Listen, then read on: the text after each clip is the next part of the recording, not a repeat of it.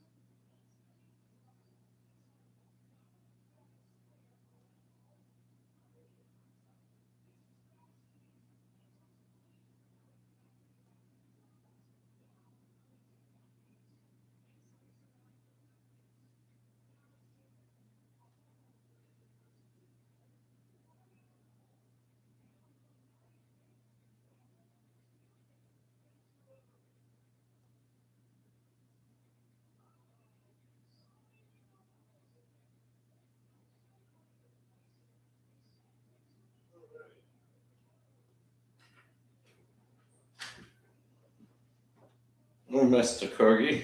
Let's get ready to continue our story. We'll go. Got a treat. Come here. Good boy.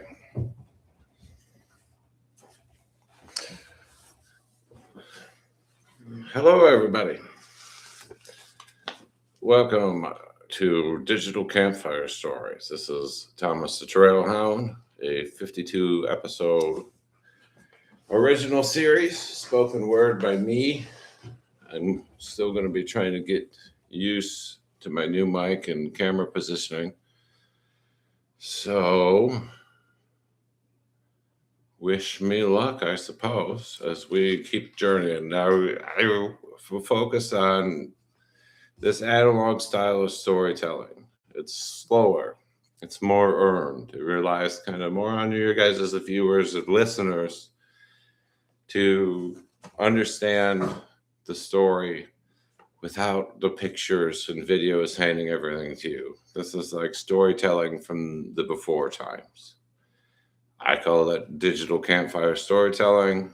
Imagine me like your uncle sitting around our shared digital campfire. So with that being said, I am the great modern American cynic, Diogenes the dog. Hello. Once again, this is episode 4, or I'm sorry, brain fart. That's why I'm going to regret doing this live, but I figured I'd try to change the format. This is episode 25 of Thomas the Trailhound, our second episode of Act 3. After this post up, I'll put the links to the other acts in the description and comments. If you would like to listen to Act 1 and Act 2. I really got to get used to this new camera telling. It's a lot different than I used to. All right, so that's a lot longer intro than normal, I guess, because it's a live session. But here we go. Thomas the Trailhound, episode 25, Wintergreen. Northern New England, deep winter.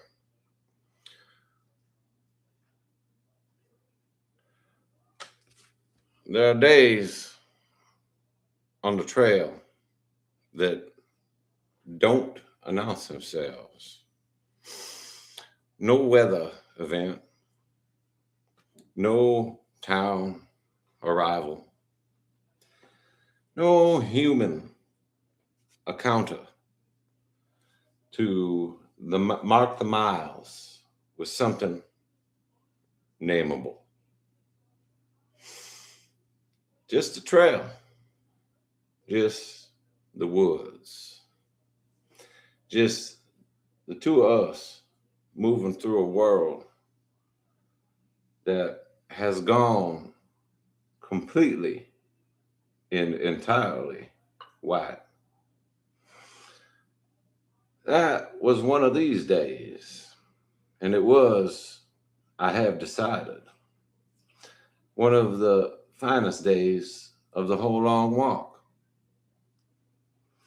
The snow had come at night, not the aggressive snow of the highlands, not the storm that tests you, not the ice that demands something.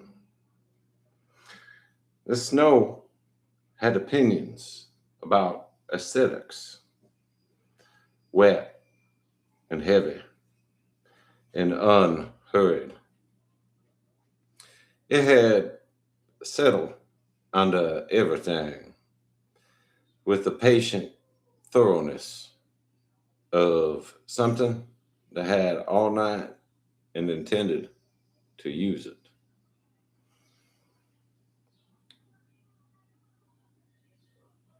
Every branch, every needle, every horizontal surface the forest offered, accepted. By morning, the evergreens were carrying impossible weight with a particular grace of things built for exactly this.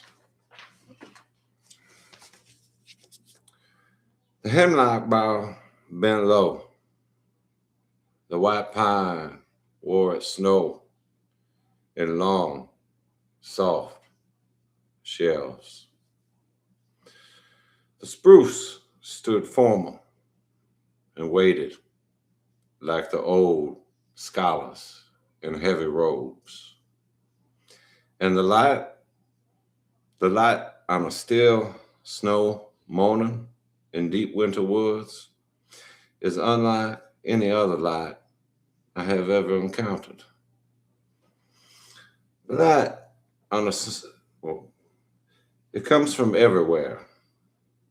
It casts no shadow worth naming. It simply is diffuse and white and even.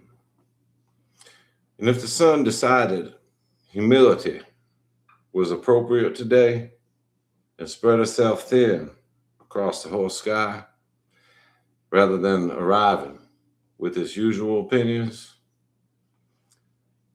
everything lit equally, everything clear.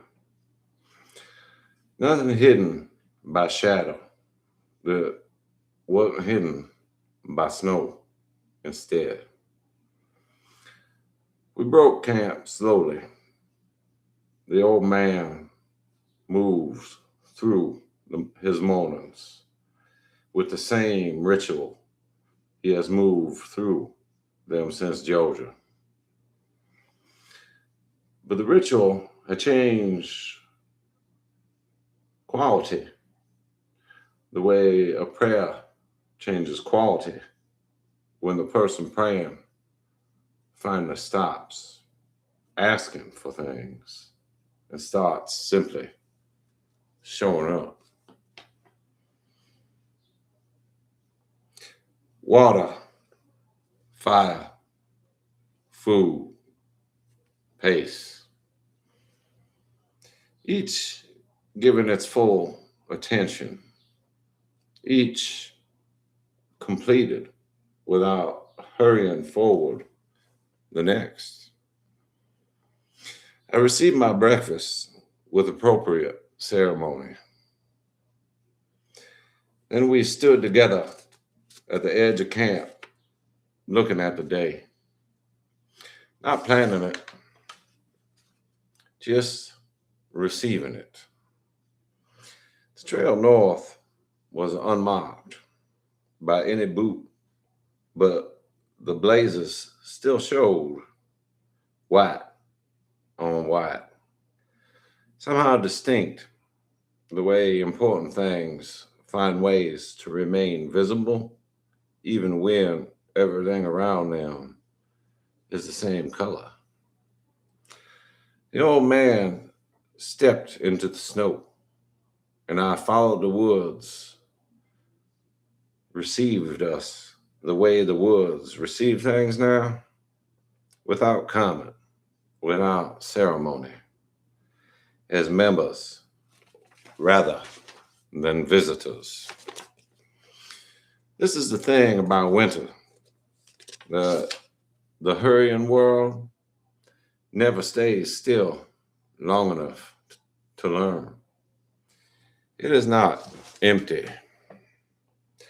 I want to be precise about this because it matters. The common understanding of winter, the one held by people and experience it through glass and heating systems, and the mild inconvenience of a cold walk between warm interiors. That understanding says winter is the absence of life.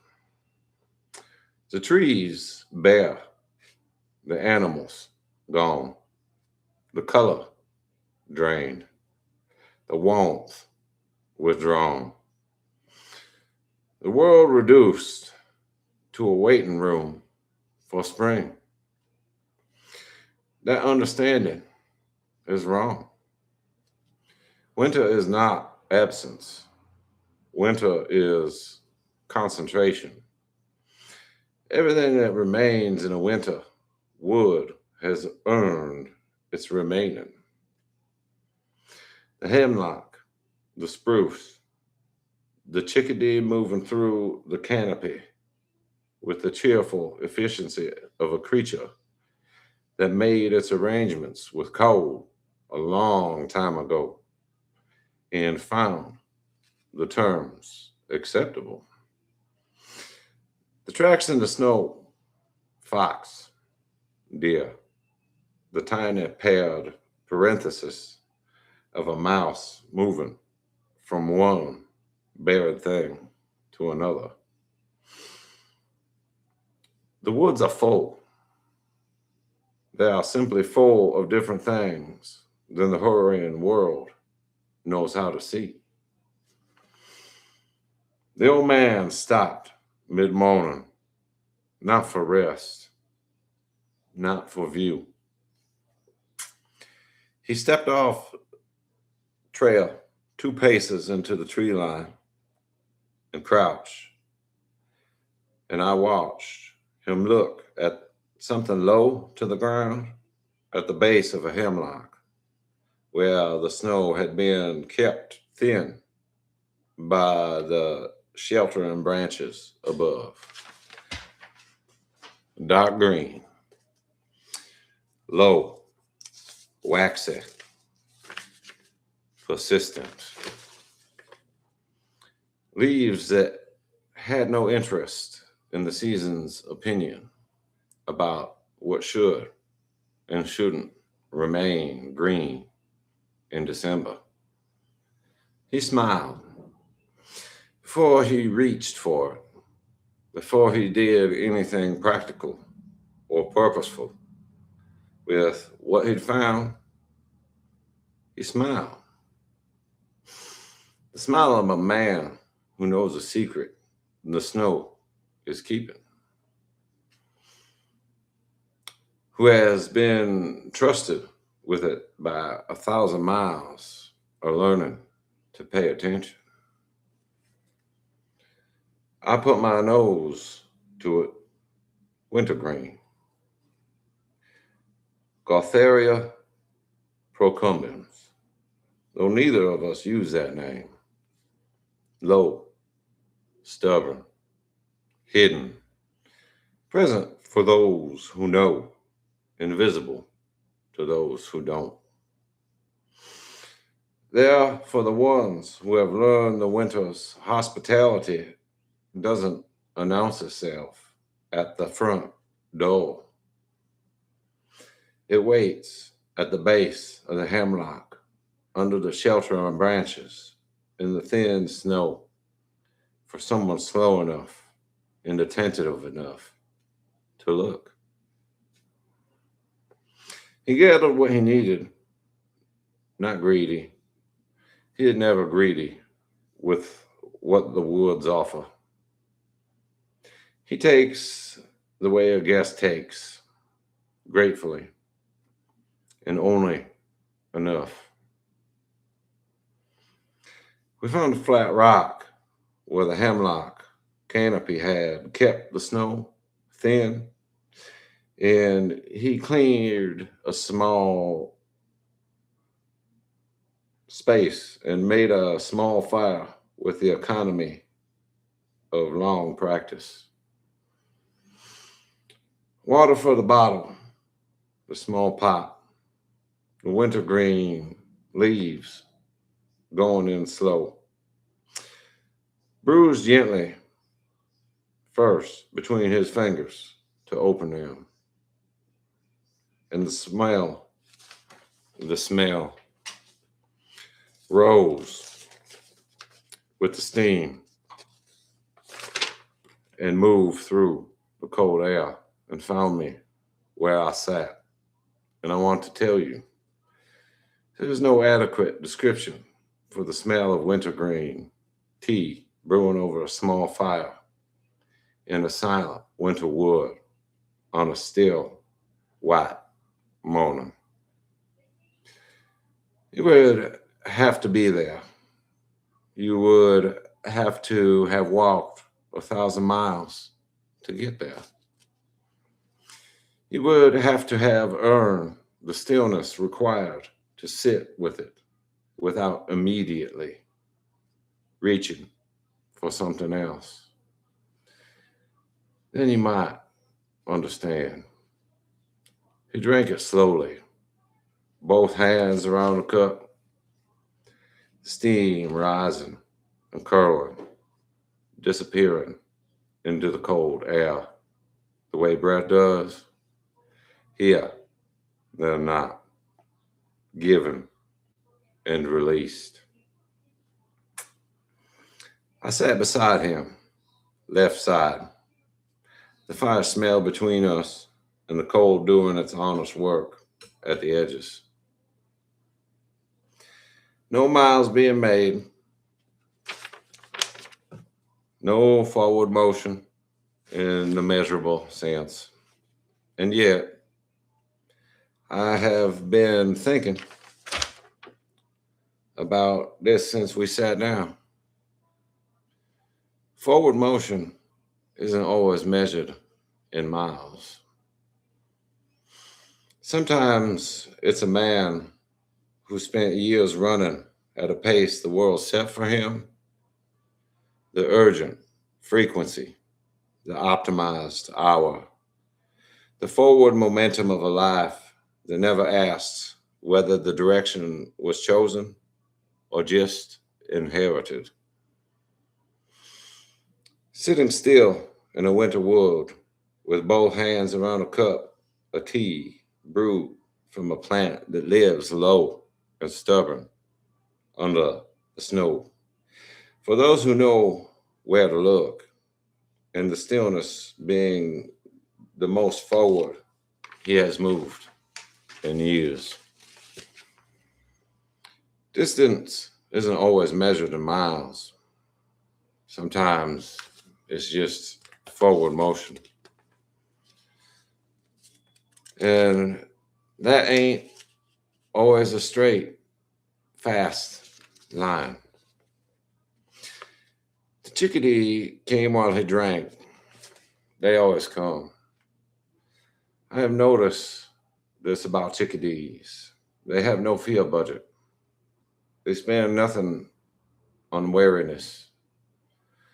They arrive in the vicinity of humans with a cheerful pragmatism of a creature who have calculated the odds and decided proximity to warmth and crumbs is worth the risk of proximity to large, unpredictable animals.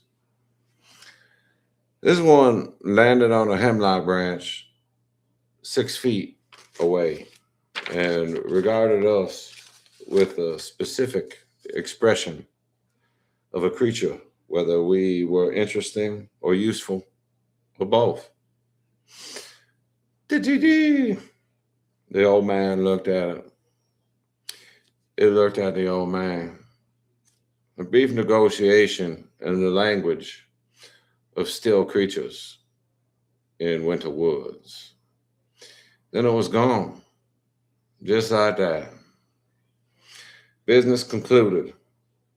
Terms acceptable.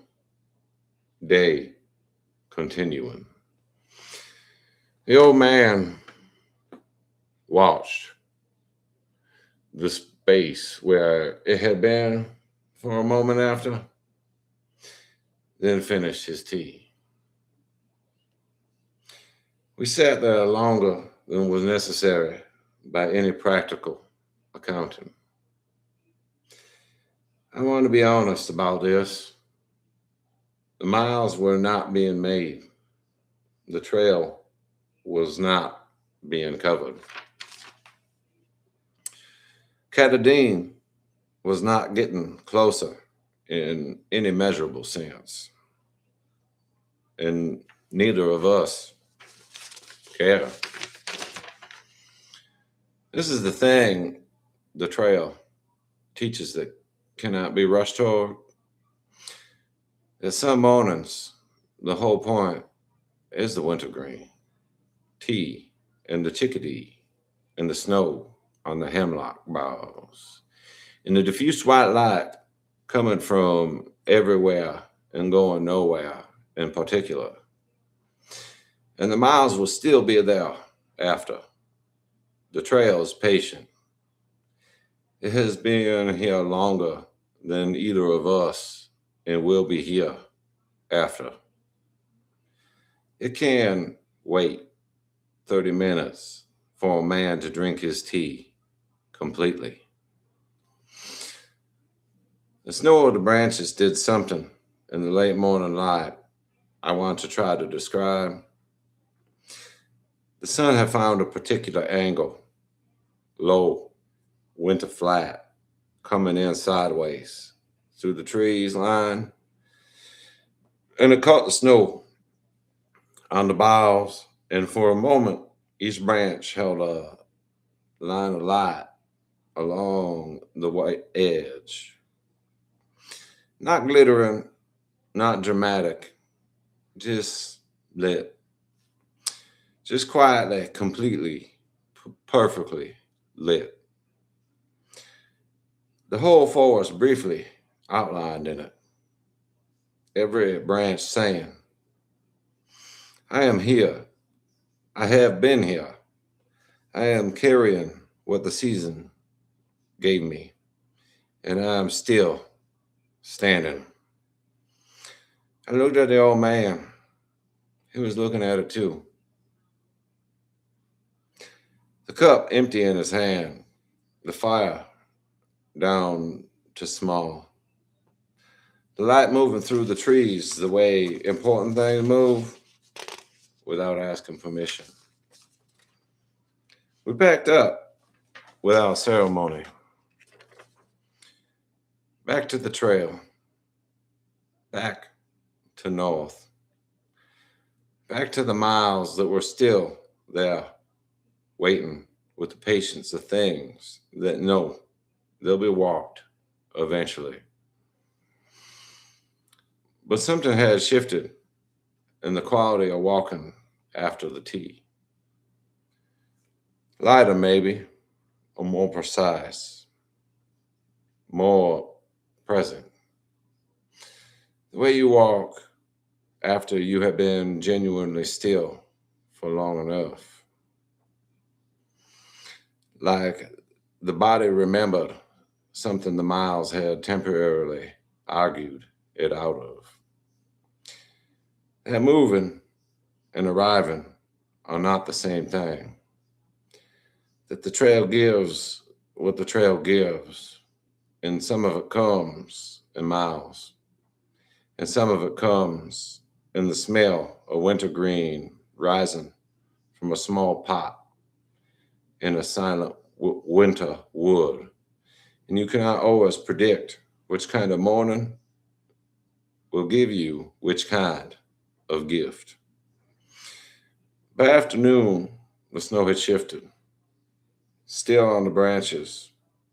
It would be there for days, slowly releasing in the occasional walls, falling in small, soft avalanches when the wind found a reason.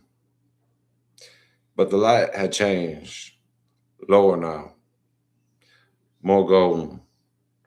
The winter afternoon moving toward its early dark with the quiet inevitability of all things that had made their arrangements with time. The old man's breath came in longer clouds, the miles doing their honest work. But the pace was right. Not slow exactly, deliberate. The pace of a man who has somewhere to be and trusts himself to get there. The trail north wound through the weighted white, and we followed it the way we always follow it.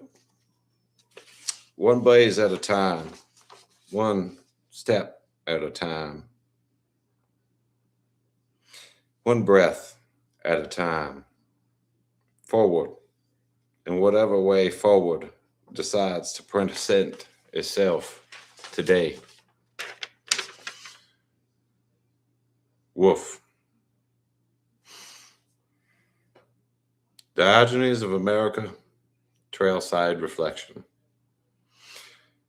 There's a plant called wintergreen that grows low at the base of hemlocks in the northern woods. It doesn't compete with the trees above it.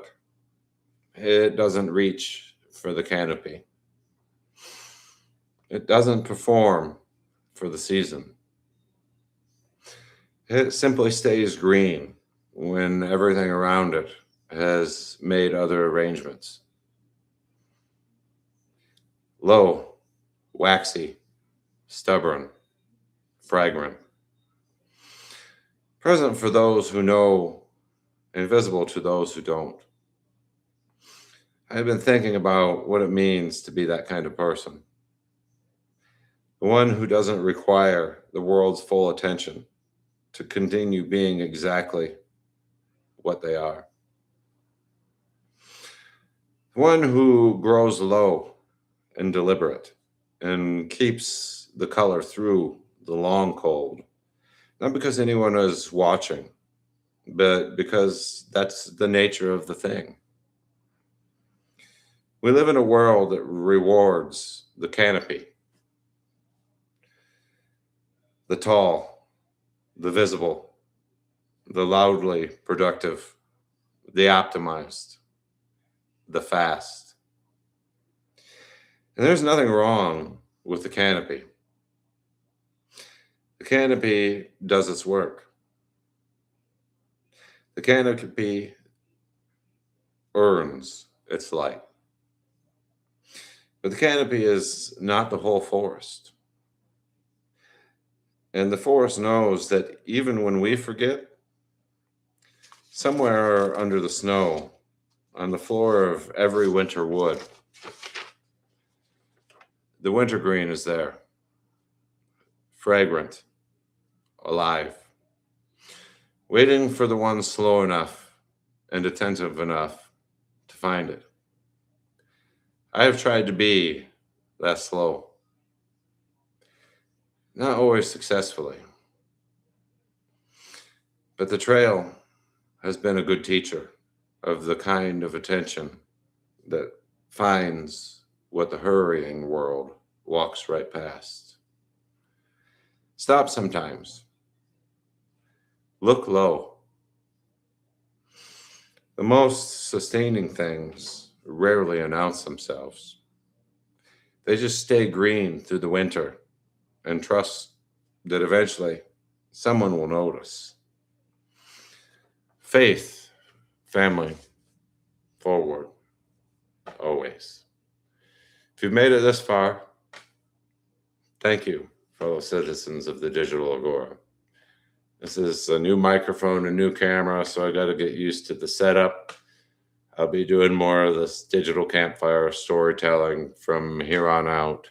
Um, we'll see. It's difficult to get used to looking at the camera and reading the storytelling script, keeping beat, not getting lost. But in a over optimized world where we have visual, audio, we have information too much to the point where sometimes the analog campfire storytelling of the human voice speaking the words and slowing down. It's an important dying art when we're lost in our algorithms, dopamine cycles, and infinite loop scrolling. So that was episode 25. Next week will be episode 26, and we will be halfway through the whole 52 story arc of Old Man and Thomas the Trailhound. Woof. Thank you for stopping by, fellow Trailhounds. I hope you enjoyed Uncle Diogenes' digital campfire storytelling. Diogenes out.